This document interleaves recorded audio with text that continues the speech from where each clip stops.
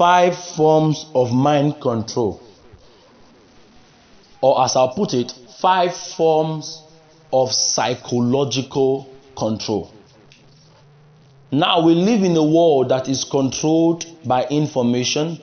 We live in an age, the 21st century, and many people have rightly said that this is the age of information. And it lines up with Bible prophecy, which says in the latter days knowledge shall increase. So it's not a surprise that people are beginning to know a lot these days. But as people begin to know much information, many people with illicit ambitions and objectives are trying to control the information people receive. And since it's evident that the world is controlled by information, whether truth, lies, or fiction, then to gain control over a specific people group or a person, you have to control the kind of information that they receive. And by controlling the kind of information that they receive, you can easily, make them to follow you and do whatever you want. The easiest way to enslave people is not by forcing them, it's not by whipping them, it's not by pointing guns on their head, but by simply controlling the information they have access to. So in this program, in this meeting, I want to share with you 5 ways, 5 forms of mind control. Or as I'll put it, 5 forms of deception or psychological control. I hope you know that deception is what is being used to control the minds of people. Okay. The first form of psychological control is brainwashing. You can write it down. Brainwashing. This is the most popular tactic used in deception, in controlling people. Brainwashing. Brainwashing is simply the practice of deceiving people with lies, making people to follow things that are not real and deny the obvious reality. It's just like deceiving people into believing in fiction and then deny what they see with their eyes. Brainwashing comes with strong delusion. Delusion is when you see something with your eyes and choose not to believe it, but believe what you have been told. That's delusion. It's often an effect of brainwashing. Brainwashing has been used to control people in many circles, and sadly, even within the church, there's a lot of deception, of brainwashing going on. You see people do things that normally no human being would do. Brainwashing will make you to do stuff that normally nobody would ever do. Brainwashing makes you to do things, to say things, to even allow yourself to go through things normally you would not even desire going through them. A great example of brainwashing is what goes on within many religions. Religion is one of the tools that are being used to control people. Psychological control. Religion is simply the belief in God, the existence of God, His supremacy, and His sovereignty. Once you believe in the identity of God, that He exists, His sovereignty, and His supremacy, you are a believer. Okay? And so religion will help you explain what God is. Now, I'm not an atheist, but I know that everybody on this earth believes in God, even though they deny it. They try to convince themselves that there's no God. The mere fact that they try to convince themselves that there's no God proves that there's God. And everybody knows this, that there must be a God somewhere. Now they don't know who that God is. And so religion now comes to explain who God is, explain how he's sovereign, explain how he's supreme, and how we must worship him. That was the start of many different religions, all contradicting each other. Hinduism, Buddhism, Shintoism, Christianity, Islam, Zoroastrianism, paganism, Satanism, Scientology, and many other religions presently in the world. All talk about the existence of God. All talk about the sovereignty of God. All talk about the supernatural. They talk about the supremacy of God. But their own beliefs on who God is different. Muslims say he is Allah. Christians say he is Jehovah. Okay? The Hindus say he is Lord Krishna. And we see the Buddhists say he is Buddha. And so many people have been deceived, brainwashed into believing in these concepts. Now, I am not an atheist. I am a Christian. But my understanding of Christianity is different from the mainstream view of the Christian faith. Most of what is being portrayed in the mainstream Christian faith is nothing but brainwashing, honestly speaking. So this is a tactic that has been employed by men to deceive people.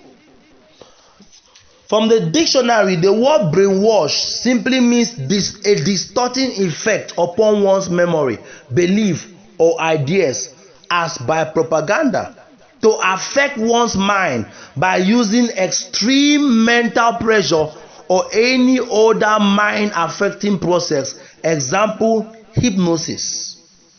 You see that? To affect your mind, to erase your mind of all sense, and to transmit in propaganda. So the person start acting not the way he should act naturally, but the way you want him to act. It's a system of controlling people by controlling their minds with wrong information. The second form of psychological control is gaslighting. Write it down. Gaslighting. This is another powerful way of controlling people. This is a very powerful way of controlling people. You see that? A very powerful way.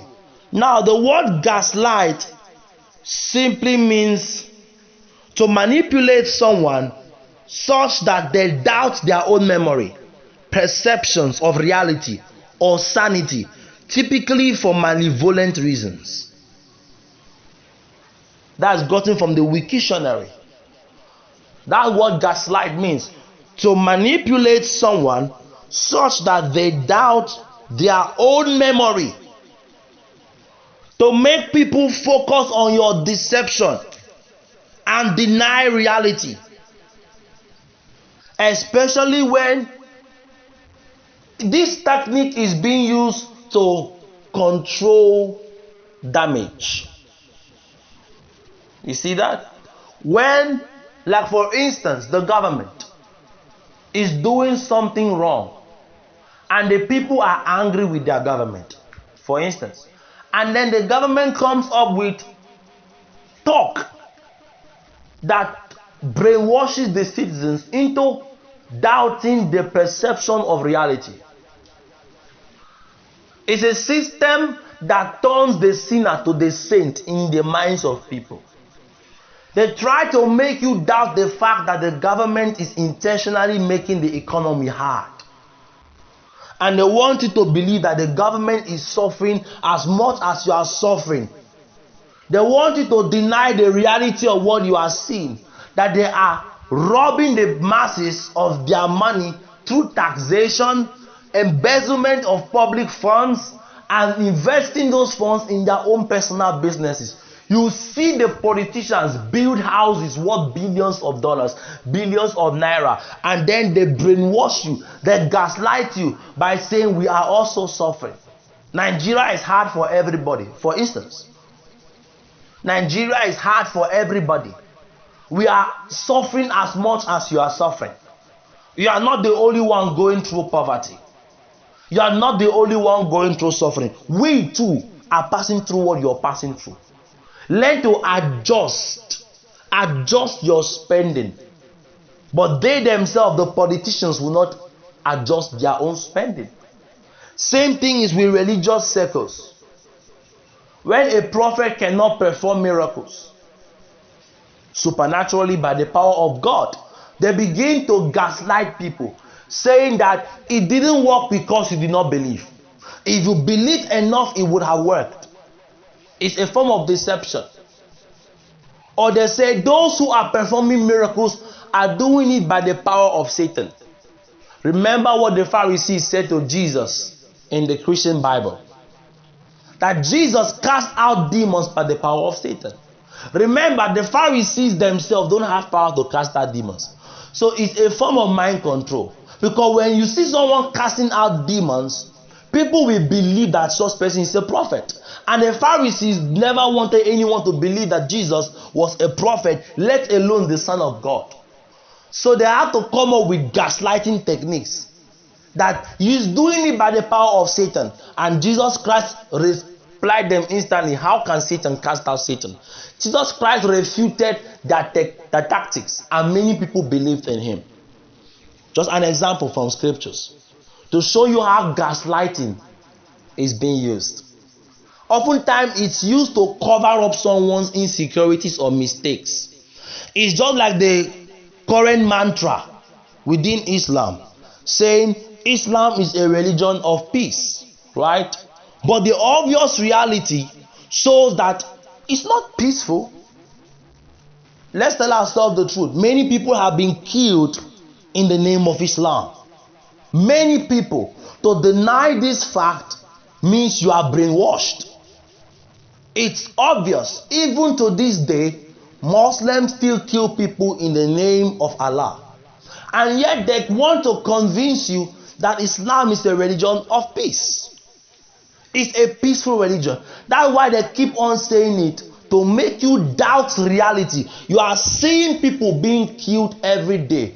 When you read their religious text, the Quran and the Hadith, and I don't want to go into it, but I've read it.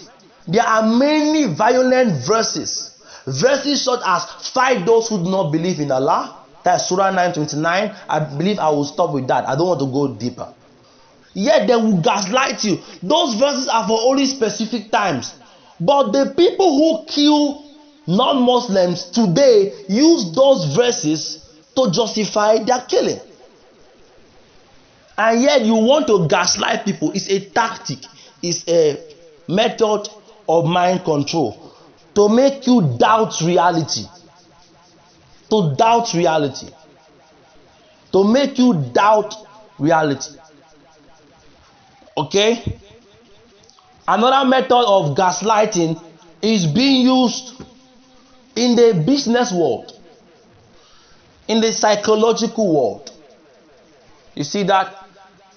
Gaslighting is simply wanting people to take their eyes off the real problem and focus on what is not a problem at all.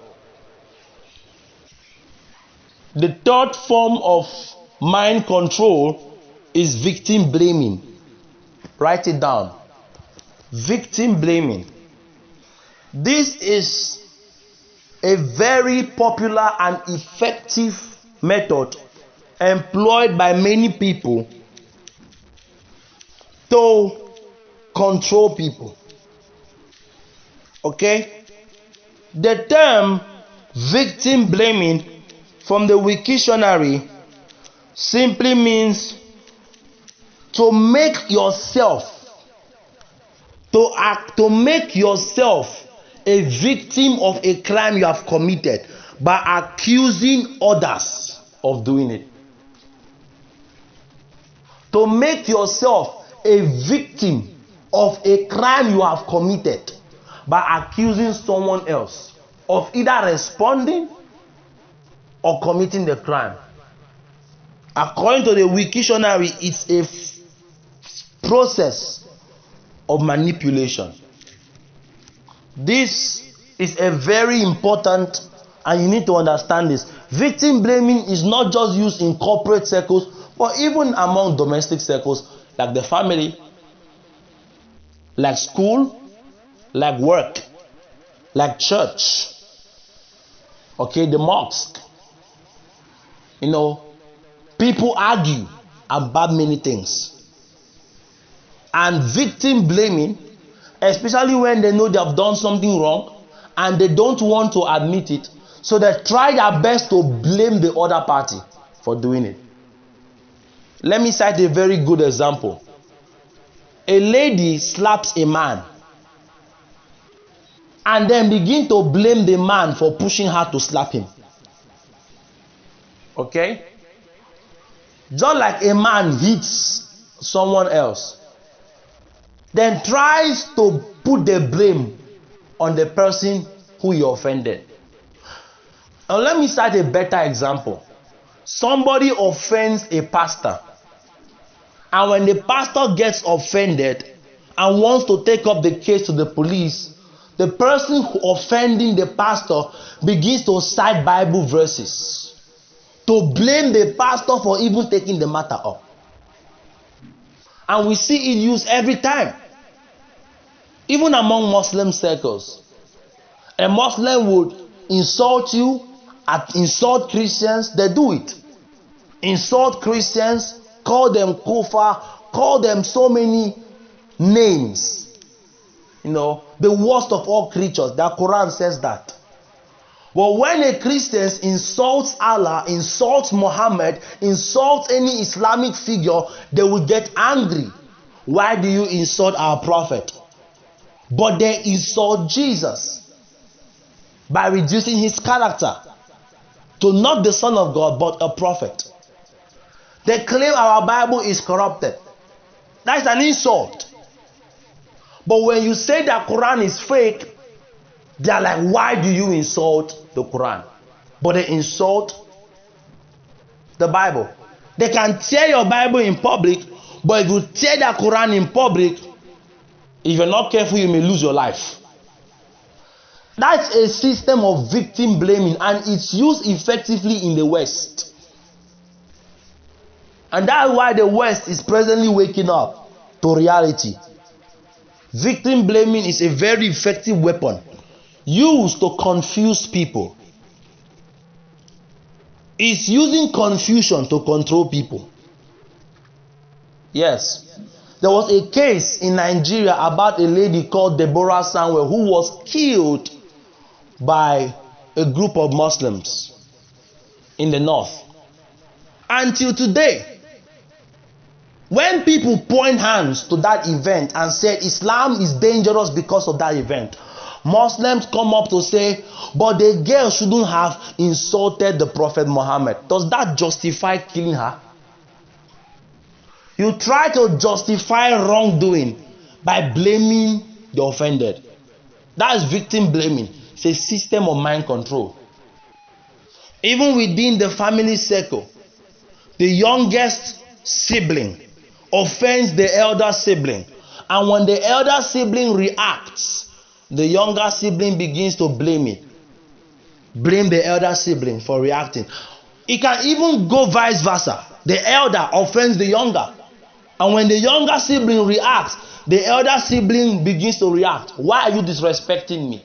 It can go between a child and his mother, or a child and his father. You see that? Parents offend children, and they push their children to the wall. And when their children react, the common phrase is, why are you disrespecting me? They try to blame the child for reacting to something the parent did. It's a system of mind control. It's deception. It's victim blaming.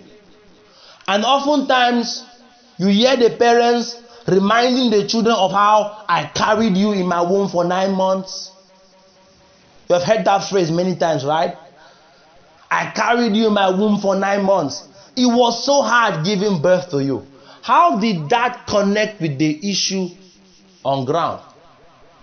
All those ones are tactics used to keep you in one place. They are all psychological tactics. Because if you read the Christian Bible, Ephesians chapter 6 verse 4, it clearly states that parents should not provoke their children to anger. In verse 1, it clearly states that children should obey their parents, honor your father and your mother. And it says that even servants should respect their masters, not with eye service, but follow their instruction. And masters should not maltreat the servants. It's very clear if we go by the Christian perspective. Same circles within the husband and wife construct. The wife disrespects her husband. When the man reacts, she plays the victim. I'm citing real life examples. The man beats up his wife and claims that it is the wife's fault for me beating her. The woman insults the husband. When the man reacts, she acts as though she is the victim. She acts as though the man is maltreating her. Meanwhile, she is the cause, so that all blame, this is the tactic. They do that so that the blame will not be placed on them, but the blame will be shifted on the person that is really the victim. It's manipulation. It's just synonymous to what is going on right now in the Middle East. The present war between Israel and Hamas. You see the propaganda that Arabs are using right now to brainwash the West, saying there is occupation, meanwhile there is not. Saying that Israelites have oppressed them for more than 70 years, that they cannot prove. But all this victim blaming, trying to justify their gruesome attacks on Israel on October 7th.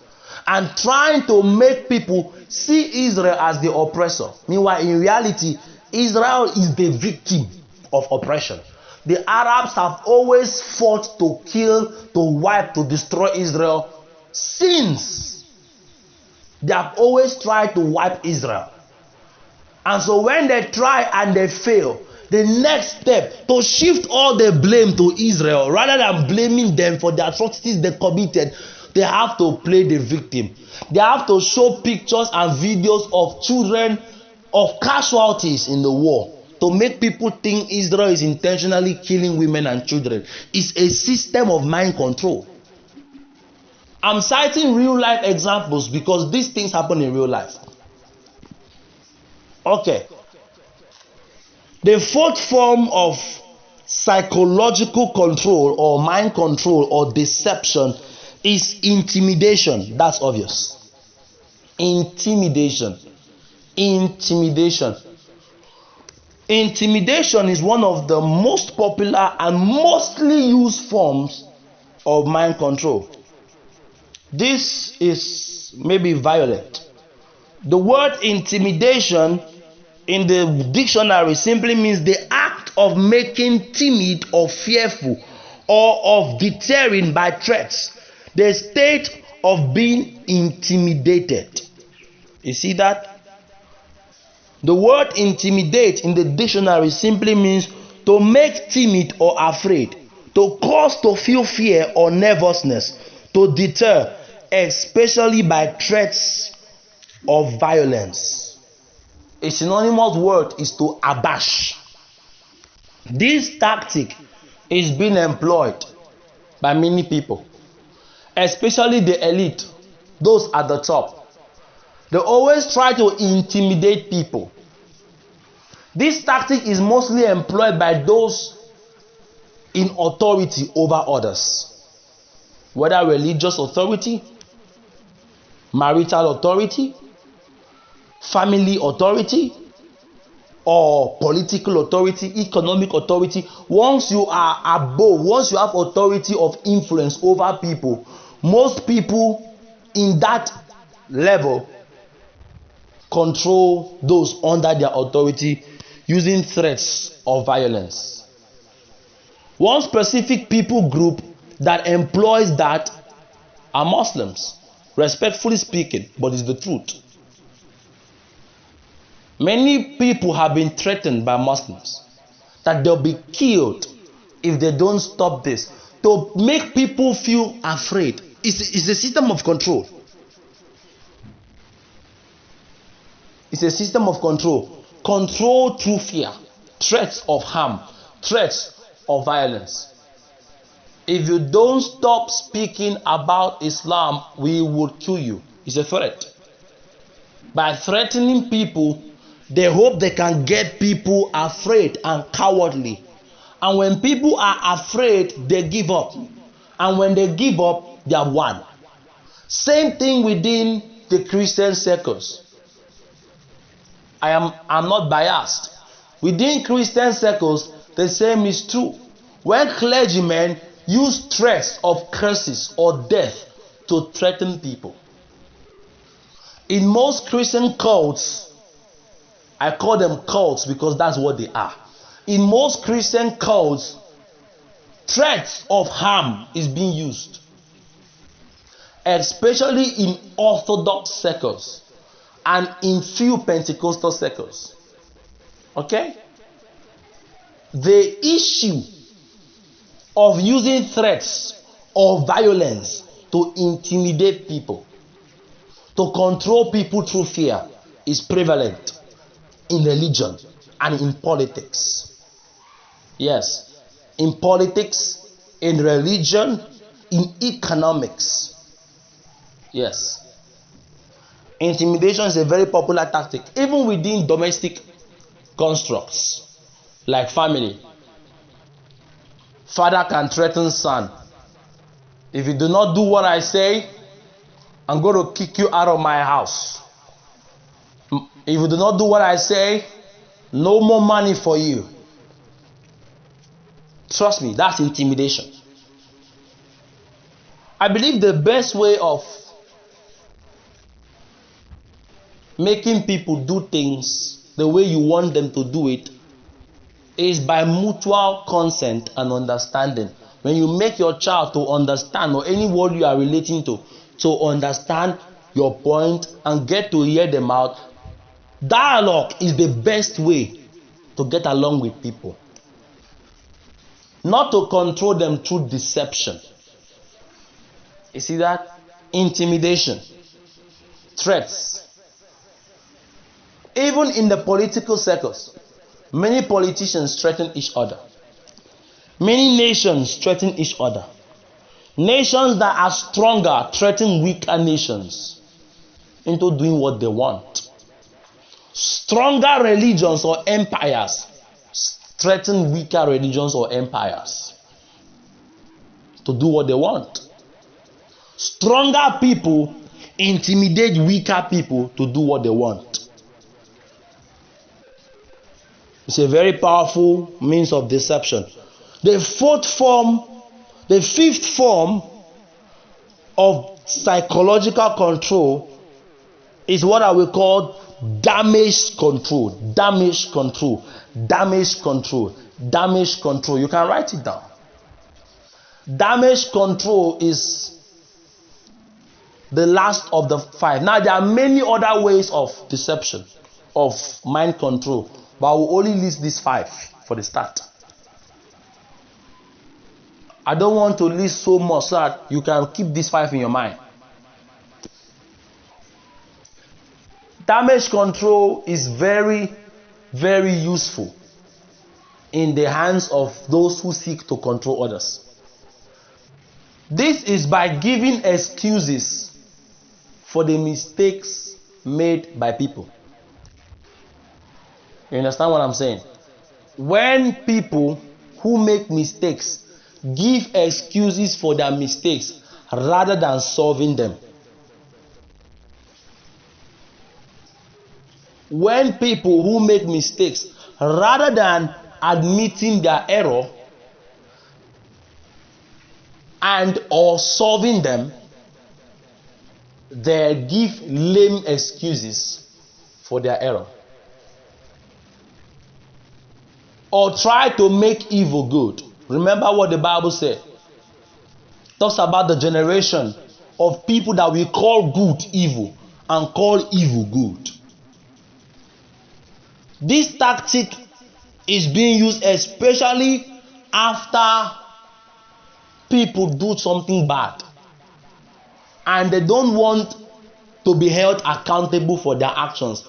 They try to give excuses or control the damage done. You see that?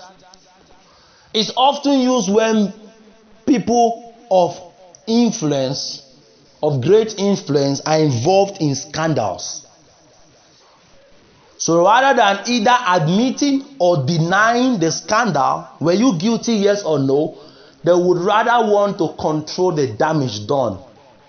Most of them go as far as paying social networks to block videos that are trending about their scandal.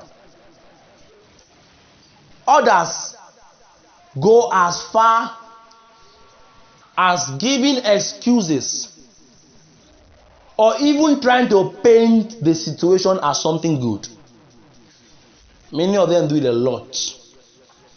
Rather than admitting your fault, admitting that you did something wrong, admitting that what you did was not right, no, they'd rather blame others for their own failure.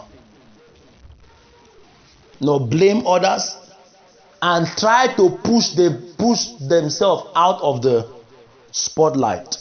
It's called damage control. When somebody says something wrong and then the person is trying to paint that thing he says wrong as if he said something right. When somebody says something that he knows is not right, then he tries to paint it as good. You see that? It's used mostly in religious circles, yes, where pastors physically abuse their congregant and then come up with excuses. You've seen the many scandals that have rocked the church, both in the West, in Europe, in Africa and Asia. Many scandals. And many of those pastors try to control damage, claiming that God told them to do so. I remember watching a video the other day. I can't play it here because it's graphic. You see that? They put this thing out. A pastor was caning his members, like for real, flogging his congregants on their buttocks each. Yeah. Just imagine that. A pastor flogging his members. It happened real, and you can search it up on YouTube, you see it. Flogging his congregant. And when he was asked, why would you do that? Because that is physical abuse. That is assault. He claimed God instructed him. That's damage control. Now we know from the scriptures that God will not instruct anybody to do anything that is evil. And yet, many even give excuse claiming God told me to do that. Now how do you find out if it's true? Because God, you can't see God with your optical eyes. They simply shift the blame to God so that they will not be held accountable for their actions. Or many of them say it's the devil. Now how will you confirm if the devil really told him to do it or not? Because these are metaphysical creatures. These are spirit beings that are believed to exist and act on the earth. Okay?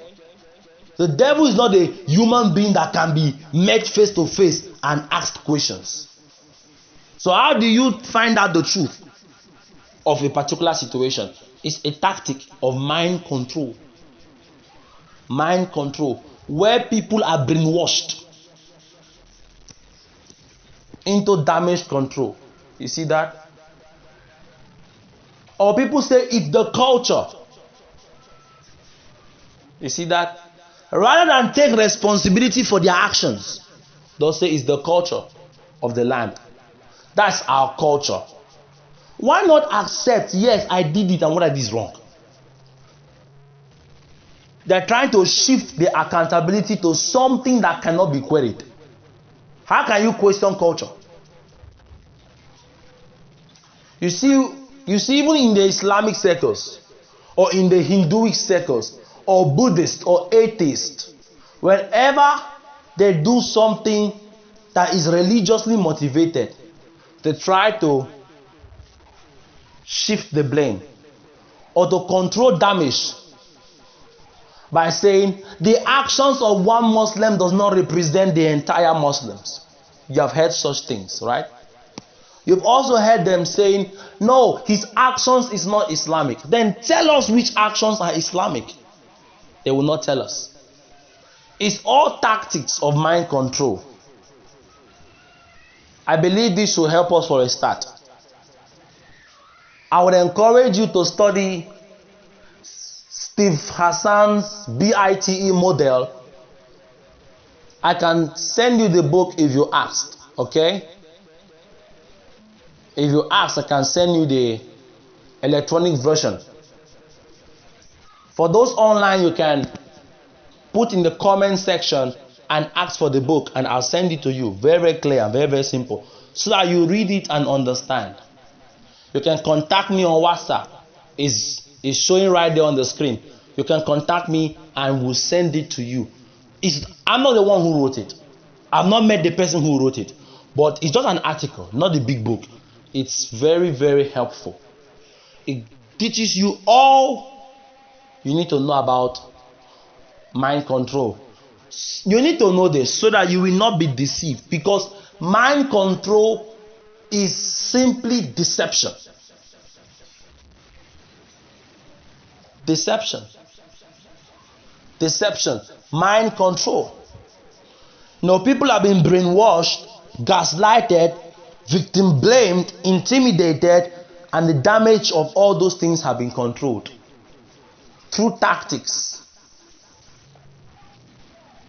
Through tactics. Yes. You see that? So you got to understand this so that you will not be deceived, because deception is the only trick Satan has. According to the Bible, Jesus has stripped him of all his metaphysical powers, all the powers he had, and he has returned them back to man. And so the only thing Satan has is deception. The Bible says that we should not be ignorant of the devices of the devil. Okay, and we know the only thing he has is deception. So if we understand all his tactics of deception and understand how to recognize and cut him off, we'll never be deceived.